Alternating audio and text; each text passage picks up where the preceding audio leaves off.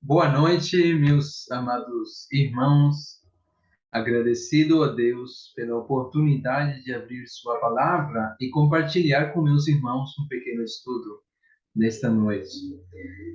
É uma grande responsabilidade e, ao mesmo tempo, um privilégio, porque Deus sempre está nos a falar, primeiramente, a minha vida, logo compartilhando com cada um de vocês. Deus pode estar falando para a sua vida. Agradeço também ao pastor Robert pela oportunidade de me dirigir à Igreja Batista Regular Vida e Paz em Niterói, onde também eu sou membro. Muitas saudades, meus irmãos, de cada um de vocês lá. Certamente, cada dia estou orando por cada um de vocês para o Senhor abençoar e confirmar suas vidas na fé que é em Cristo Jesus. Nesta noite, sendo que é um culto de estudo bíblico e oração, gostaria de convidar os irmãos a refletir comigo na oração de Isaías. Para isso, peço meus irmãos abrirem suas Bíblias em Isaías, capítulo 25. Vamos para Isaías, capítulo 25 e vamos ler. Me acompanha aí desde a sua casa, desde a igreja onde estiver, me acompanha lendo Isaías capítulo 25, logo vamos orar pedindo a direção do Senhor. Capítulo 25 de Isaías. Ó Senhor, tu és o meu Deus, exaltar-te-ei e louvarei o teu nome, porque fizeste maravilhas. Os teus conselhos antigos são verdade e firmeza. Porque da cidade fizeste um montão de pedras, e da cidade forte uma ruína, e do passo dos estranhos, e não seja mais cidade, e jamais se torne a edificar. Por isso te glorificará um povo poderoso, e a cidade das nações formidáveis te temerá, porque foste a fortaleza do pobre e a fortaleza do necessitado na sua angústia, refúgio contra a tempestade e sombra contra o calor. Porque o sopro dos opressores é como a tempestade contra o muro, como o calor em lugar seco, assim abaterás o ímpeto dos estranhos, como se abrando o calor pela sombra da espessa nuvem. Assim o cântico dos tiranos será humilhado. E o Senhor dos exércitos dará nesse monte a todos os povos uma festa com animais gordos, uma festa de vinhos velhos, com tutanos gordos e com vinhos velhos bem purificados. E destruirá nesse monte a face da cobertura com que todos os povos andam cobertos, e o véu com que todas as nações se cobrem. Aniquilará a morte para sempre, e assim julgará o Senhor Deus as lágrimas de todos os rostos e tirará o opróbrio do seu povo de toda a terra. Porque o Senhor o disse, e naquele dia se dirá: Eis que este é o nosso Deus, a quem aguardávamos, e ele nos salvará. Este é o Senhor, a quem aguardávamos. Na sua salvação gozaremos e nos alegraremos, porque a mão do Senhor descansará neste monte, mas Moabe será trilhado debaixo dele, como se trilha a palha no monturo. E estenderá as suas mãos por entre eles, como as estende o nadador para nadar, e abaterá a sua altivez com as ciladas das suas mãos, e abaixará as altas fortalezas dos teus muros, abatê-las-á e derrubá-las-á por terra até ao pó. Vamos orar. Pai, obrigado por esse dia que nos dás. E nós podemos abrir tua palavra para te conhecer, para te louvar, para aprender como nos conduzir neste mundo. Nos dá tua direção, sabedoria, e nos possamos aprender mais de Ti e praticar na nossa vida. Abençoa, Pai, a cada um dos ouvintes, esteja com eles, prepara as suas mentes, seus corações, para receber a Tua palavra, Pai. Que seja a Tua palavra sempre a nos falar aos nossos corações. Agradecemos por tudo, em nome de Cristo Jesus. Amém.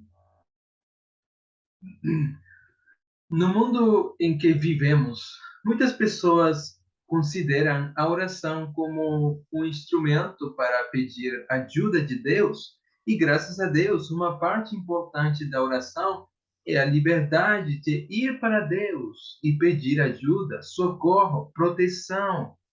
No entanto, a oração não só serve para pedir ajuda, mas também serve para dar louvor e adoração a Deus. Se você quer uma vida cristã mais abençoada, se você quer mais alegria, se você quer experimentar mais do que será no céu, então preencha sua vida mais com orações de adoração, louvor e ação de graça. Quando foi a última vez que você, em gratidão, foi para Deus com louvor de adoração?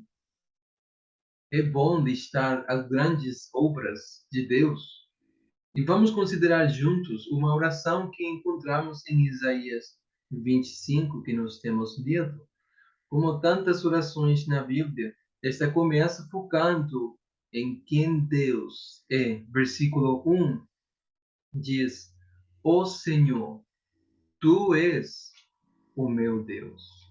Isaías louva e adora a Deus, começando por reconhecer que o Senhor, o Eterno, é seu Deus. Lembre-se que Isaías teve uma visão de Deus sentado em seu trono, no capítulo 6 do mesmo livro. Naquela ocasião, Isaías tinha justamente entendido que ele era um homem finito e impuro, pecador, pelo fato de ter visto Deus. Ele foi salvo não por causa de suas obras, mas porque Deus enviou um serafim do altar para purificá-lo com uma brasa viva. E esta cena representa a purificação que só o Senhor Deus pode fazer através do sacrifício de Jesus Cristo. Assim, Isaías, sendo agora um homem limpo, puro, justificado pela fé, tendo conhecido o Senhor, visto Deus, se alegra com o fato de que o Senhor é seu Deus. Irmãos, quando oramos, quantas vezes começamos nos alegrando porque o Senhor é o nosso Deus.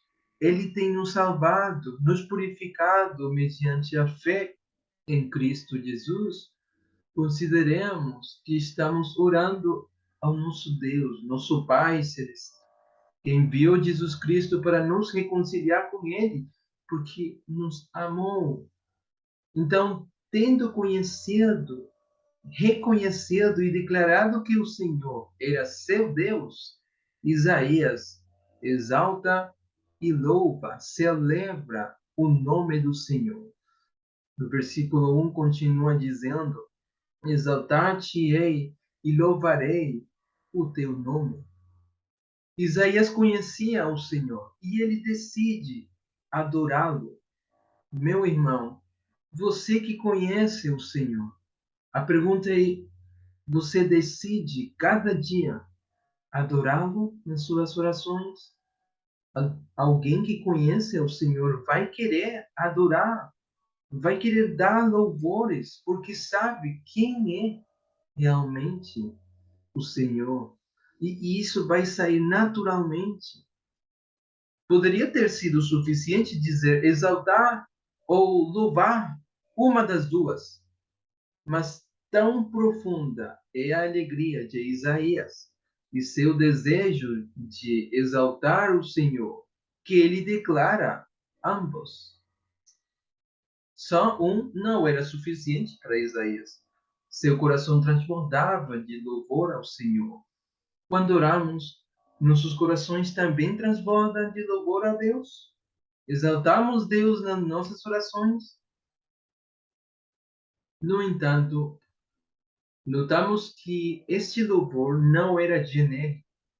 Em vez disso, Isaías declara que exalta e louva a Deus e dá as razões. Por quê? Porque ele tinha feito coisas maravilhosas, diz o versículo 1. Os teus conselhos antigos são verdade e firmeza. Numa outra tradução diz, porque tens feito maravilhas e tens executado os teus conselhos antigos, fiéis e verdadeiros. O salmista, capítulo 72, 18, diz, bendito seja o Senhor Deus, o Deus de Israel, que só Ele faz maravilhas. Nesta frase, Isaías coloca a ênfase no que Deus faz e no fato de que Deus é absolutamente o soberano. Alguém pode ser capaz de fazer coisas maravilhosas, não é verdade? Mas fazer coisas maravilhosas que são realmente planos concebidos há muito tempo e que foram cumpridos com fidelidade, como disse o ditado, ao pé da letra. E verdade requer soberania absoluta, aliás, o controle total. Quando se concebe um plano, um projeto, o cumprimento deste sempre depende de algum fator externo para quem o concebeu. Ninguém no mundo, de fato, no universo, é soberano senão só o Senhor Deus.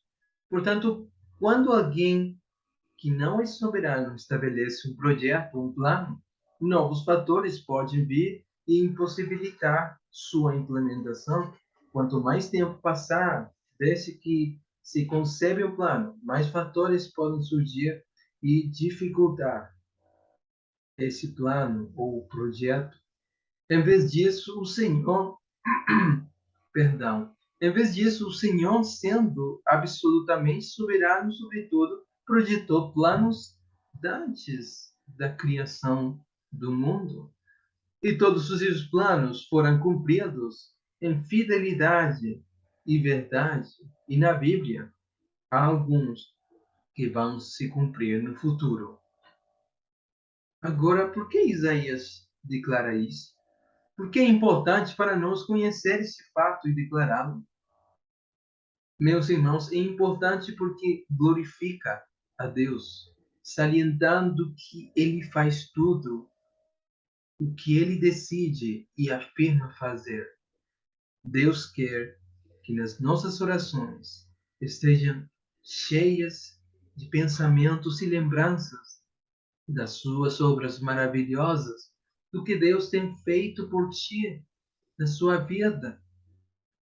Na verdade, repetidamente, especialmente nesse livro de Isaías, o Senhor declara precisamente que só Ele pode declarar as coisas com muito tempo de antecedência e então realizar todas as coisas exatamente como Ele havia previsto. Reconhecer que o Senhor realiza tudo o que Ele declara também é importante para fortalecer a nossa fé, uma razão forte, né, para nos confiar na Bíblia e no seu ator. Todo o que Deus diz vai se cumprir. Quando louvamos a Deus, porque Ele sempre faz tudo o que Ele diz fazer, então podemos ter mais fé de que Ele fará e o que Ele nos prometeu. Aqui temos outro exemplo de como a adoração dá glória a Deus e ajuda nossa fé. Assim, Isaías começa sua oração louvando a Deus, porque ele faz coisas maravilhosas que nenhum homem poderia fazer. E não só isso, mas são coisas que Deus havia estabelecido há tanto tempo. Isso demonstra não apenas seu poder de realizar grandes ações, mas também seu controle soberano sobre tudo o que acontece na história do mundo. tendo adorado o Senhor, porque ele faz coisas maravilhosas. Isaías agora menciona algumas dessas coisas maravilhosas. É importante não parar no geral, mas chegar no específico. Por exemplo, não é só dizer, oh Deus, agradeço por tudo que você faz. Muito melhor é dizer, oh Deus, agradeço por seus cuidados. Agradeço por fornecer Jesus Cristo para nós como um sacrifício propiciatório. Agradeço porque agora Cristo está à sua mão direita, intercedendo por mim. Agradeço pelo Espírito Santo que me guia, me ensina, me leva de volta a Ti cada vez que eu me afasto. Agradeço o privilégio de ter uma igreja para crescer no conhecimento de Jesus Cristo. Agradeço pelo meu pastor na igreja que nos encoraja com as suas pregações. Agradeço porque eu tenho uma família crente, uma esposa crente. Obrigado por eu ter livre acesso a uma Bíblia na minha própria língua. E assim nós podemos nomear, listar. Esta lista pode continuar, mas espero que entenda a diferença entre dizer algo muito geral, como obrigado por tudo, e algo muito específico. E assim Isaías, tendo exaltado e louvado o Senhor por suas maravilhosas obras, agora menciona especificamente alguma dessas obras e vamos continuar lendo o versículo 2. Porque da cidade fizeste um montão de pedras e da cidade forte uma ruína do passo dos estranhos. Não seja mais cidade e jamais se torne a edificar. Isaías louva a Deus porque ele destruiu grandes nações. Naquela época, as grandes nações e reinos eram referidos pelos nomes de suas maiores cidades. Por exemplo, Babilônia, Tiro, Sidom, os Medos, os Persas, Roma, Jerusalém. Isaías louva a Deus porque ele reduziu a cidade a uma pilha de pedras. A palavra cidade, aqui no original, portanto, não se limita a uma cidade especificamente, mas a todas as grandes cidades, no plural, nesse sentido, a todas as grandes cidades que Deus destruiu. Naquela época, uma grande cidade representava o poder máximo do homem. Aqueles que eram capazes de derrotar um grande império mostraram-se superiores. Deus não só tinha, e ainda tem, o poder de derrotar, mas também havia anunciado com antecedência que ele levantaria certos reinos para que sua vontade fosse cumprida. E então ele também os destruiria. Ao fazê-lo, Deus demonstrou sua autoridade absoluta, seu controle, sua soberania. Quando Deus mostra seu poder, as pessoas que acreditavam ser fortes glorificam-no e temem-no. Versículo 3. Por isso te glorificará um povo poderoso, e a cidade das nações formidáveis te temerá. Lembre-se em Daniel como Deus tirou a capacidade mental do grande rei Nabucodonosor por 7 anos, e então lhe deu sua razão novamente, e assim este grande rei glorificou Deus. Vamos para Daniel capítulo 4, versículos 34 ao 37. Daniel 4, 34 ao 37. Mas ao fim daqueles dias, eu, falando aqui, o rei Nabucodonosor, levantei os meus olhos ao céu e tornou-me a vir o entendimento.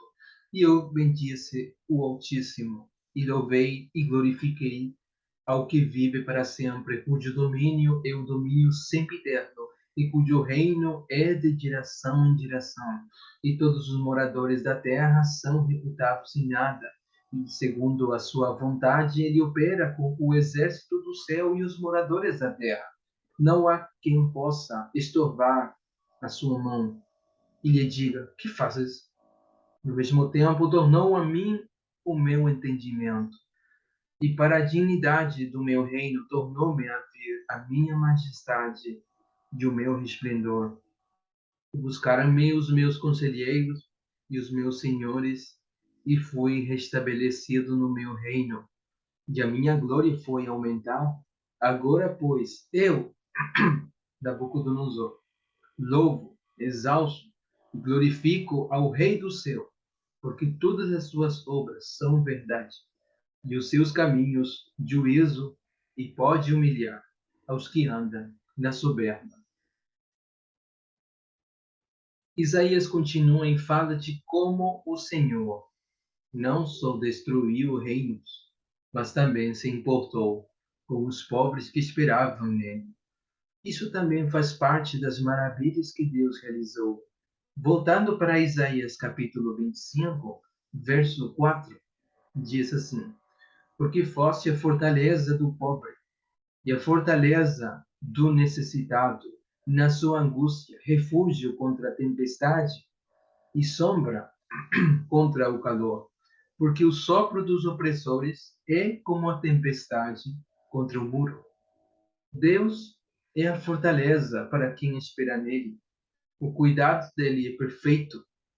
Notamos que Isaías usa vários termos para descrever o cuidado de Deus. Olha aí, vamos listá-los. Ele diz: Deus é a fortaleza. Outro termo, refúgio, sombra. Quando oramos, irmãos, descrevemos o cuidado de Deus tão amplamente na nossa vida, devemos descrevê-lo nas nossas orações. Em verso 5, Isaías fala de como Deus destruirá os ímpios.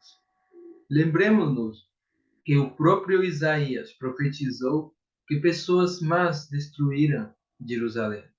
Assim, ao adorar a Deus, porque Deus também derrotaria os perversos tiranos, Isaías mostra o poder absoluto de Deus e dá glória a Ele para estar no controle de tudo.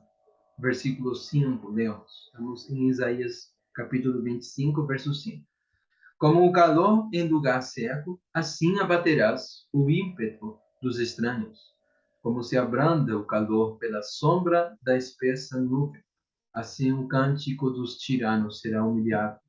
Certamente para o tempo estabelecido por Deus, os ímpios teriam feito grande tumulto, mas na hora marcada por Deus, ele acabaria com esse tumulto completamente. Como é importante, irmãos, que quando oramos dessa forma, reconhecendo que qualquer dificuldade ou injustiça que aconteça hoje passará, não por acaso, mas porque Deus quer assim, na sua vontade, e Ele está no controle de tudo. Orar desta forma dá glória a Deus e aumenta a nossa fé.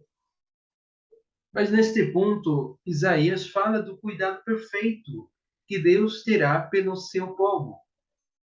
Como é importante que vivamos tendo em mente o que nos espera. Mesmo que Deus nos enche de bênçãos nesta vida, as maiores bênçãos de Deus são aquelas que estão por vir. É certo e bom que olhemos para frente, para o que Deus terá reservado para nós no futuro. Vamos ler versículos 6 e 8, 6 ao 8, desculpa.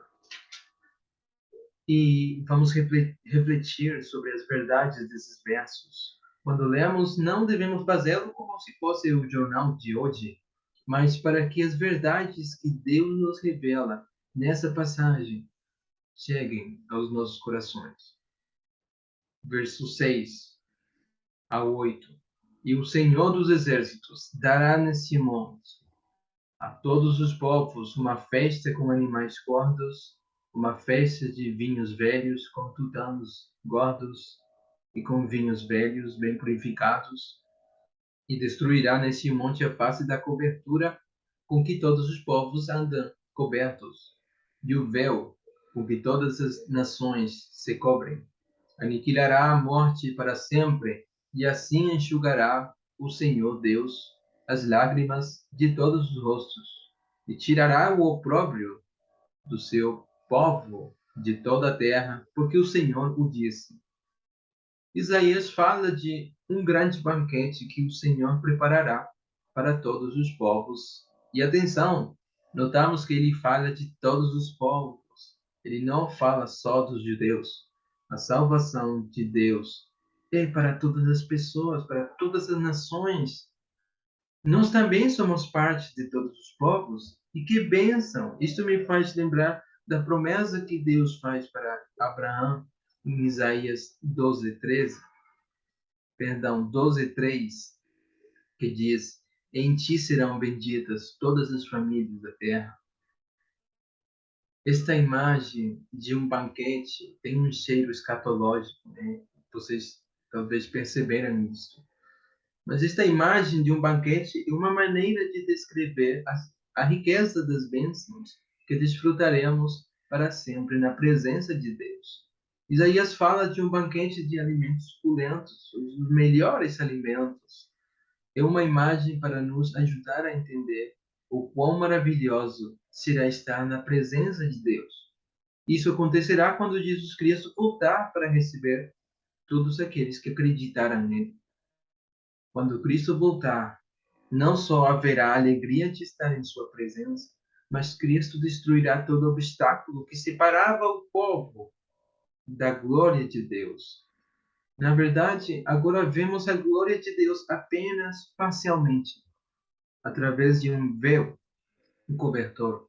Quando Cristo aparecer, esse cobertor será removido totalmente. Esta é a imagem que fala no versículo 7, e destruirá neste monte a face da cobertura com que todos os povos andam cobertos, e o véu com que todas as nações se cobrem. Podemos nos alegrar que a glória de Deus será visível por toda a terra. Isso me faz pensar em alguns dos versos que falam desta maravilhosa promessa. Lemos em Abacuque 2:14. Escute aí, Abacuque 2:14. Escute o que a palavra de Deus diz. Porque a terra se encherá do conhecimento da glória do Senhor, como as águas cobrem o mar. A glória do Senhor cobrirá totalmente a terra, e uma parte dessa glória será manifestada no que lemos, por exemplo, em 1 João 3, os primeiros dois versículos. 1 João 3, os primeiros dois versículos, diz: Vede quão grande amor nos tem concedido o Pai, que fôssemos chamados filhos de Deus. Por isso o mundo não nos conhece, porque não o conhece a Ele. Amados, agora somos filhos de Deus, e ainda não é manifestado o que havemos de ser, mas sabemos que quando Ele se manifestar, seremos semelhantes a Ele, porque assim como é, o veremos. Queridos, saber que isso é motivo de alegria, saber que temos vitória eterna, tira a dor do momento, porque sabemos como tudo vai acabar. Voltando ao versículo 8 de Isaías 25, continua com uma verdade admirável, que também tem cheiro escatológico. Verso 8 de Isaías 25: Aniquilará a morte para sempre, e assim enxugará o Senhor Deus as lágrimas de todos os rostos, e tirará o opróbrio do seu povo de toda a terra, porque o Senhor o disse. Quando Jesus Cristo voltar, ele destruirá a morte para sempre. A morte é o inimigo contra o qual nenhum homem pode resistir. O homem mais poderoso, o mais inteligente, o mais rico, não podem evitar a morte, assim como o homem mais fraco, humilde, não pode. A morte arrebata-nos os seres queridos. A morte, por si só, para aqueles que não têm Cristo, é motivo de medo. Mas em Cristo Jesus temos vitória sobre a morte. Temos vitória mesmo agora, porque aqueles que estão em Cristo foram libertados do medo da morte. E vamos ler Hebreus 2. 14 e 15. Hebreus capítulo 2, versículo 14 e 15. E visto como os filhos participam da carne e do sangue, também ele participou das mesmas coisas, para que pela morte aniquilasse o que tinha o império da morte, isto é, o diabo, e livrasse todos os que, escute aí, com medo da morte, estavam por toda a vida sujeitos à servidão. A vitória atual é uma grande vitória, mas ainda parcial. Não precisamos mais temer a morte, mas a morte física ainda é uma realidade. No entanto, a vitória que será sobre a morte quando Cristo voltar será total. Ele destruirá a morte para sempre. Não existirá mais a morte. Lembre-se que a nossa salvação está em três tempos: passado, presente e futuro. Nós seremos livres da presença do pecado e das consequências que é a morte. Além disso, Cristo vai enxugar todas as lágrimas. Assim de terra é a misericórdia de Deus. Todas as razões para ficar triste serão tiradas para sempre. Haverá alegria perfeita em sua presença para sempre. Não só isso, mas a vituperação do povo de Deus será levada, porque, como temos lido em 1 João 3, onde ele declara que os verdadeiros filhos de Deus serão manifestados no retorno de Cristo. Como é importante, meus irmãos, mantermos nossos olhos fixos para frente, na esperança que nos espera quando Cristo retornar. Isto é o que Isaías fez, e é isso que devemos também fazer dia após dia nas nossas orações, esperando a volta de Cristo. Isaías continua dando glória a Deus. E nos próximos versos, a partir do versículo 9, ele fala de como naquele dia Cristo Jesus, que é Deus, será glorificado. Para um verdadeiro crente, não pode haver nada mais maravilhoso do que saber que nosso Senhor e Salvador, Jesus Cristo, será glorificado para sempre. Quem já é salvo está em Cristo e foi identificado com Ele. E, na verdade, antes de ler esses versos em Isaías, quero ler a declaração de Paulo em Gálatas 2. Escute o que Paulo declara em Gálatas, capítulo 2, e que é verdade para todos os verdadeiros crentes. Gálatas 2:20, um versículo conhecido. Já estou crucificado com Cristo e vivo não mais eu, mas Cristo vive em mim. E a vida que agora vivo na carne, vivo-a pela fé do Filho de Deus, o qual me amou e se entregou a si mesmo por mim. Se você é um verdadeiro crente, então sua vida está em Cristo Jesus. Portanto, ver Cristo glorificado será uma fonte de imensa alegria para toda a eternidade. Voltando para Isaías 25, versículo 9. Agora sim. Versículo 9. E naquele dia se dirá: Eis que este é o nosso Deus, a quem aguardávamos, e ele nos salvará. Este é o Senhor, a quem aguardávamos. Na sua salvação gozaremos e nos alegraremos. Nesse dia maravilhoso, quando Jesus Cristo voltar, nossa alegria será completa, vendo-o. Veremos Cristo em sua glória e nossos corações ficarão satisfeitos. Diremos, como lemos aqui em Isaías: Este é o Senhor em quem esperávamos. Aqueles que esperam em Cristo não ficarão desapontados. E deixa eu ler dois versículos que falam sobre como será. Vamos para a segunda carta aos Tessalonicenses, capítulo 1, versículo 6 ao 10. Escute o que a palavra de Deus diz. Segunda carta aos Tessalonicenses 1, 6 ao 10. Se de fato é justo diante de Deus, que deu em paga tribulação aos que vos atribulam, e a vós, que sois atribulados, descanse conosco, quando se manifestar o Senhor Jesus desde o céu, com os anjos, do seu poder, com labareda de fogo, tomando vingança dos que não conhecem a Deus e dos que não obedecem ao Evangelho de nosso Senhor Jesus Cristo, os quais por castigo padecerão eterna perdição, longe da face do Senhor e da glória do seu poder, quando vier para ser glorificado nos seus santos e para se fazer admirável naquele dia em todos os que creem, porquanto o nosso testemunho foi grito entre vós. Observe o versículo 10. Cristo virá em sua glória para ser admirado entre aqueles que acreditaram nele. Que alegria imensa, meus irmãos, finalmente ver aquele em quem esperávamos por todos os anos na terra. O outro versículo está em segunda carta a Timóteo, capítulo 4, versículo 8. Desde agora, a coroa da justiça me está guardada, a qual o Senhor, justo juiz, me dará naquele dia, e não somente a mim, mas também a todos os que amarem a sua vinda. Paulo fala aqui daqueles que amam a vinda de Cristo Jesus. O fruto da verdadeira salvação é desejar ver Cristo. Não é para não ter mais problemas, mas é precisamente o desejo de ver Cristo. Aqueles que desejam ver Cristo não ficarão desapontados. De fato, Cristo vai superar todas as nossas expectativas.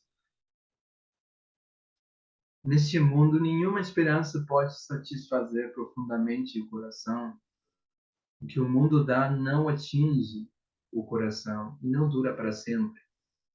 Em vez disso, Cristo satisfará os corações totalmente de todos os que esperam nele. E não só isso, mas a alegria em Cristo durará para sempre.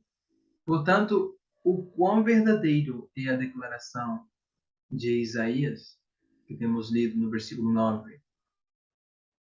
Versículo 9, voltando para Isaías capítulo 25, verso 9. E naquele dia se dirá: Eis que este é o nosso Deus, a quem aguardávamos, e ele nos salvará. Este é o Senhor a quem aguardávamos. Na sua salvação gozaremos e nos alegraremos. Vamos nos alegrar e muito em nossa salvação que será revelado. Parte da nossa alegria será ver a justiça de Deus vingada no julgamento de todos os descrentes. Nos dará grande alegria ver a justiça de Deus exaltada no julgamento. Nos seguintes versículos, do 10 ao 12, Isaías falou dos inimigos de Israel. E de fato Deus destruiu essas terras. Mas também é um tipo claro de julgamento final quando Cristo punirá toda a injustiça. Versículos 10 ao 12 de Isaías 25. Porque a mão do Senhor descansará nesse monte, mas Moabe será trilhado debaixo dele, como se trilha a palha no monturo. E estenderá as suas mãos por entre eles, como as estende o nadador para nadar, e abaterá sua altivez com as ciladas das suas mãos, e abaixará as altas fortalezas dos teus muros. Abatê-las-á e derrubá-las-á por terra até ao pó. Na época em que Isaías estava escrevendo, Moabe era um dos piores inimigos do povo de Deus. Outros países atacaram Israel, mas os moabitas odiavam os judeus. Assim eram eles um tipo dos inimigos do povo de Deus. Cristo destruirá todos aqueles que são inimigos do seu povo. Que alegria imensa saber que Cristo vai punir toda a maldade. Ele vai fazer justiça, punir a maldade, toda a desobediência. Leio para vocês a profecia que encontramos na Epístola de Judas, que fala desse julgamento.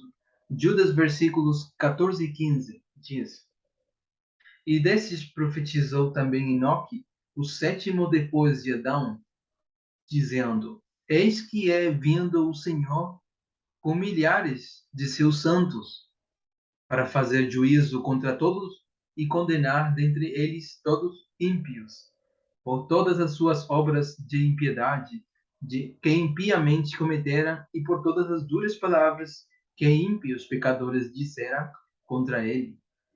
Cristo, o Senhor, virá em sua glória para salvar o que é seu e para julgar o mundo.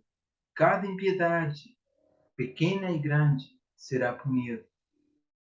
E para terminar, a pergunta que fica aí: como vamos viver? Tendo considerado este capítulo em Isaías, o que deve mudar em nós, nas nossas orações? E acho que está claro que, acima de tudo, deve mudar a forma como oramos.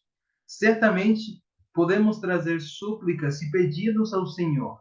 Cristo nos comprou esse privilégio quando ele pagou o preço alto, morrendo na cruz por nós. E nós temos entrada direta para o Pai e fazer pedidos. No entanto, não devemos limitar-nos a apenas fazer pedidos.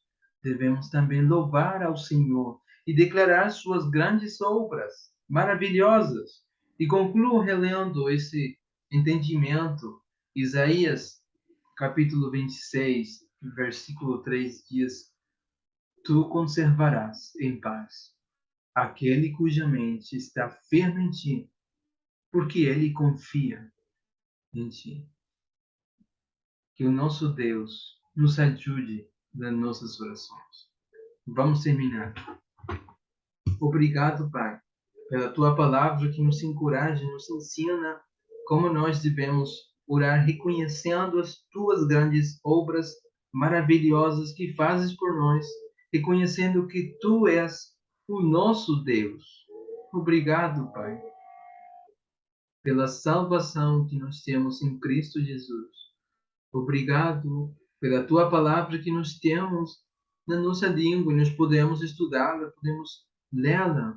Nos ajuda, nos dá sabedoria. Obrigado pelo teu Espírito Santo, que é o nosso professor, para nos guiar, nos ensinar, nos fazer voltar cada vez que nos afastamos dos teus caminhos.